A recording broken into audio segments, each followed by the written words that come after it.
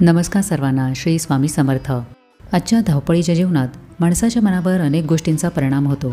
चिंता, भीती, ताण, अपेक्षा, अपयश, तुलना यामुळे नकारात्मक विचारांची साखळी निर्माण होते. अशा परिस्थितीमध्ये माणसाला मानसिक शांतता, स्थैर्य आणि आत्मविश्वास हवा असतो. यासाठी आध्यात्मिक आधार सर्वात प्रभावी ठरतो. श्री स्वामी समर्थ महाराजांचे मार्गदर्शन अशा काळामध्ये अत्यंत उपयुक्त आहे.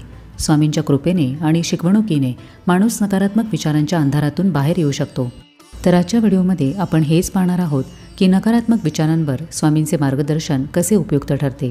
सर्वप्रथम आपण हे पाहूया की मनामध्ये नकारात्मक विचार का उत्पन्न होतात. आपण चांगले, वाईट असे दोन्ही विचार करतो, पण अनेकदा असे अनुभव येतात की मनामध्ये सतत नकारात्मक विचार येत राहतात.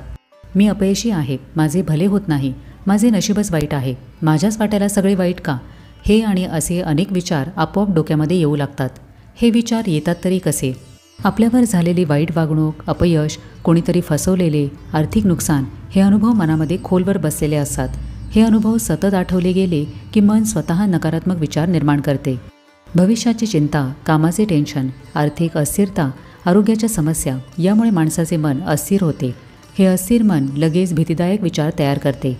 जेव्हा आपण इतरांशी स्वतःची तुलना करतो, त्याचे जीवन चांगले, माझे वाईट, तेव्हा आत्मविश्वास कमी होतो. ही तुलना मनामध्ये दुःख आणि स्वतःबद्दल नकारात्मक विचार निर्माण करते. सतत नकारात्मक वातावरणात राहिल्यामुळे आपले मनही तसाच विचार करू लागते. सोशल मीडिया किंवा टीव्हीवरच्या नकारात्मक बातम्या, टीका, तक्रार करणारे लोक, त्रासदायक नाती यामधून माणसाचे मन अशांत राहते आणि अशांत झालेले मन कधीही सकारात्मक विचार करू शकत नाही. जेव्हा आपले मन किंवा शरीर क्रियाशील नसते तेव्हा रिकाम्या मनामध्ये शंका, भीती, चिंता आणि नकारात्मक विचार डोके वर काढतात. मनाला योग्य दिशा दिली नाही तर ते आपोआप नकारात्मकतेच्या प्रवाहामध्ये जाते.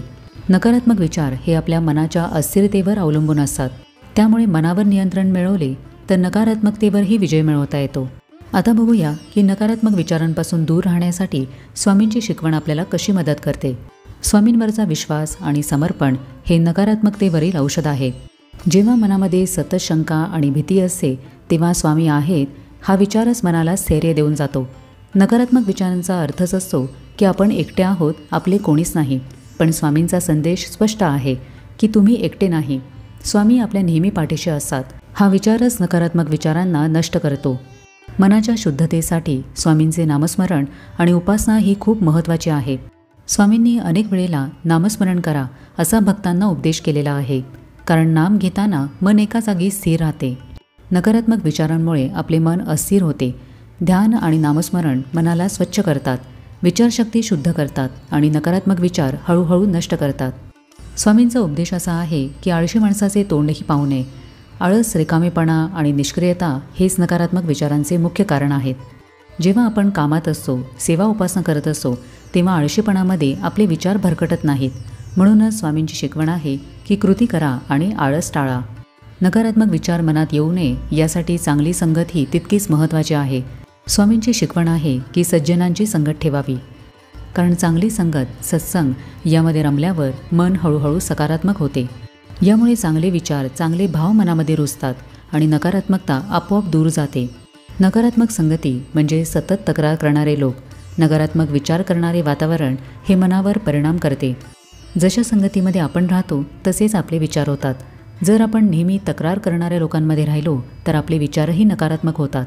म्हणूनच स्वामींच्या शिकवणीमध्ये सत्संगाला महत्त्व आहे. म्हणूनच चांगल्या लोकांमध्ये राहावे, चांगले ऐकावे, म्हणजे चांगले विचारच आपोआप मनामध्ये रुजतात. दोषांचा स्वीकार करावा आणि आत्मचिंतन करावे. नकारात्मक विचार नेहमी दुसऱ्याला दोष देण्याने सुरू होतात. तो असे बोलला, त्याने साथ दिली नाही, मला त्याने वाईट वागवले. पण बाहेरच्या जगाचा विचार करण्यापेक्षा आपण आत्मपरीक्षण करावे. स्वतःमध्ये परिवर्तन घडवले की बाहेरच्या गोष्टीही बदलल्या गेल्यासारख्या वाटतात. कारण आपण स्वतःला सकारात्मक बनवले की आपल्या आसपासची ऊर्जाही सकारात्मक बनते. त्यामुळे अशा मनामध्ये जर नकारात्मक गोष्टी जरी आल्या तरी त्या जास्त वेळ टिकू शकत नाही. महाराजांच्या शिकवणीमध्ये श्रद्धेला खूप महत्त्व आहे. श्रद्धा म्हणजे मनाची शक्ती आणि ती असली की कुठलाही वाईट विचार टिकू शकत नाही. श्रद्धेच्या आधारेच भक्त संकटे सहन करतो, मार्ग शोधतो आणि बदल घडवतो. महाराजांचे नामस्मरण, त्यांच्या शिकवणी अंमलात आणणे हे सगळे श्रद्धेला पोषण देते. श्रद्धा आहे तोपर्यंत मन नकारात्मक होणारच नाही. मनामध्ये जेव्हा मी एकटा आहे, माझे कोण आहे असे विचार येतात तेव्हा नकारात्मकता वाढते. पण जेव्हा आपण स्वामी माझ्याबरोबर आहेत अशी जाणीव ठेवतो तेव्हा आपल्याला मानसिक आधार मिळतो. स्वामींच्या कृपेची जाणीव, त्यांचे स्मरण, त्यांचा नामजप यामुळे मनामध्ये आशेचा किरण निर्माण होतो. हे सकारात्मकतेचे मूळ आहे. स्वामींच्या शिकवणीमध्ये संकल्पशक्तीला फार महत्त्व आहे. ठरवले की करून दाखवा. संकल्प म्हणजे ध्येय आणि संकल्पशक्ती म्हणजे त्यासाठीचे मानसिक बळ. नकारात्मक विचार माणसाला त्याच्या ध्येयापासून विचलित करतात, पण संकल्पशक्ती प्रबळ झाली की अशा विचारांना माणूस थारा देत नाही. स्वामींनी नेहमी आपल्याला धैर्य आणि संयम ठेवायला शिकवलेले आहे. काही वेळेला परिस्थिती तशीच राहते, काहीही बदल दिसत नाही, तेव्हा नकारात्मकता वाढीस लागते. पण स्वामींवर विश्वास ठेवून सर्व काही योग्य वेळेवर होईल हे समजणे आणि स्वीकारणे म्हणजे स्वतःला सकारात्मक बनवणे आहे. स्वामींच्या शिकवणीनुसार दुःख आपल्या मनातच आहे आणि समाधानसुद्धा. नकारात्मक विचार याच मनामध्ये जन्मतात. जोपर्यंत आपण आपल्या मनावर पूर्ण ताबा मिळवत नाही तोपर्यंत आपण नकारात्मकतेपासून दूर राहू शकत नाही. म्हणूनच स्वामींनी स्वतःवर आणि गुरूंवर विश्वास ठेवणे म्हणजे श्रद्धा आणि प्रतिकूल काळातही शांत राहण्याची ताकद म्हणजे संयम शिकवलेला आहे. नकारात्मक विचारांपासून मुक्त होण्यासाठी स्वामींचे मार्गदर्शन अत्यंत प्रभावी आहे. महाराजांची शिकवण हेच सांगते की मनुष्य बदलू शकतो, मन शुद्ध होऊ शकते आणि संकटे जरी आली तरी त्यातून मार्ग नक्कीच निघू शकतो. त्यामुळे नुसती तक्रार करत बसू नये, सकारात्मक कृती करावी, मनामध्ये विश्वास ठेवावा आणि नामस्मरणामधून स्वतःला उन्नत करावे. नकारात्मकता ही आपल्याच विचारांमधून निर्माण होते. आपल्या विचारांची दिशा बदलून आपण स्वतःला तिच्यापासून लांब ठेवू शकतो. स्वामींच्या मार्गदर्शनात हीच खरी शक्ती आहे जी विचार सकारात्मक बनवते आणि जीवनाकडे पाहण्याचा दृष्टिकोन बदलते. स्वामींचे मार्गदर्शन म्हणजे एक दिव्य प्रकाश आहे. हा प्रकाश आपल्याला नकारात्मकतेच्या अंधारातून बाहेर काढतो. श्रद्धा, संयम, नामस्मरण, सेवा, सकारात्मक संगत आणि स्वतःवर काम करणे या सर्व गोष्टी स्वामींच्या शिकवणीतून समजतात. स्वामींच्या कृपेने आपल्याला नकारात्मकतेमधून बाहेर पडण्याची शक्ती मिळते. स्वामींचे स्मरण केल्यावर विचारांमध्ये बदल घडतो, मन हलके वाटते आणि सकारात्मक ऊर्जा निर्माण होते. नुसते बघ्याप्रमाणे बसून राहू नये तर स्वामींच्या शिकवणीप्रमाणे कृती करावी. जसे की आपले काम प्रामाणिकपणे करावे, सेवा उपासना करावी. स्वामी आपल्याला अदृश्यरित्या मार्गदर्शन करतात, आपली आंतरिक ऊर्जा जागवतात आणि त्यामुळे आपण नकारात्मकतेवर विजय मिळवू शकतो. स्वामींवर संपूर्ण विश्वास ठेवा, त्यांचे नामस्मरण करा, कारण नकारात्मकता तिथे टिकतच नाही जिथे स्वामींचे नाव आहे.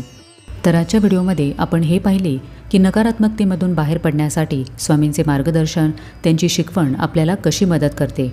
तर कसं वाटलं आजचा व्हिडिओ हे मला कमेंट करून नक्की सांगा. आपण भेटूया आता पुढच्या व्हिडिओमध्ये. तोपर्यंत सगळ्यांना श्री स्वामी समर्थ.